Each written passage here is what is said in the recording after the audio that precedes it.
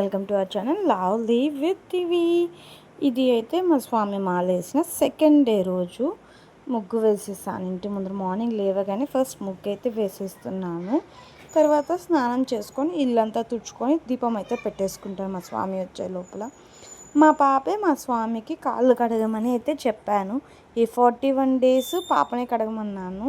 ఎందుకంటే తను కూడా నేర్చుకుంటుంది కదా, అన్నీ నేనే చేసుకుంటుంటే ఇంకా పాపకు కానీ బాబుకి కానీ ఎప్పుడు నేర్పిస్తామని ఇప్పటి నుంచి అయితే నేర్పిస్తున్నాను.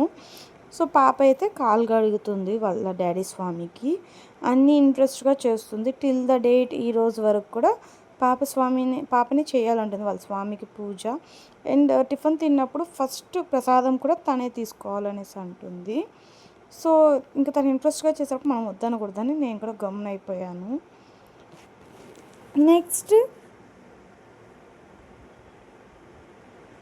టిఫిన్ అయితే తర్వాత ఆ రోజు సండే కాబట్టి కొంతసేపు అయితే క్రాకర్స్ అయితే వెళ్ళి కాల్చుకున్నారు టిఫిన్ తినేసి కాల్చుకున్నాక మళ్ళీ మా స్వామి అయితే తిరుపతికి అయితే వెళ్ళారు. సో ఇంక ఇంట్లో మాకు బోర్ కొడుతుందనేసి మేమందరూ కలిసి మా అత్త వాళ్ళ ఇంటికి అయితే వెళ్ళాము.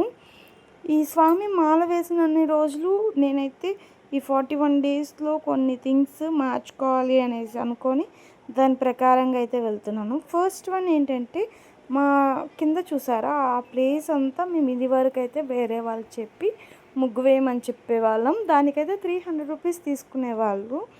అందుకనేసి ఏం చేసామంటే ఎవ్రీ మంత్ ఒక్కొక్కరు వేసుకుంటాం. ఎందుకంటే 41 days ఎలా చేసుకుంటామో అలాగే మనకు హ్యాబిట్యుయేట్ అయిపోతుంది, రోజు అలాగే చేసుకోవచ్చు అని ఒక దీంతో నేనైతే మా ఓనర్ ఆంటీకి చెప్పేశాను, ఇంకా పైన నేనే ముగ్గు పెట్టుకుంటాను నా వంతు వచ్చినప్పుడు, ఇంకా వేరే వాళ్ళ వంతు వచ్చినప్పుడు వాళ్ళ ఇష్టం అనేసి అయితే చెప్పాను.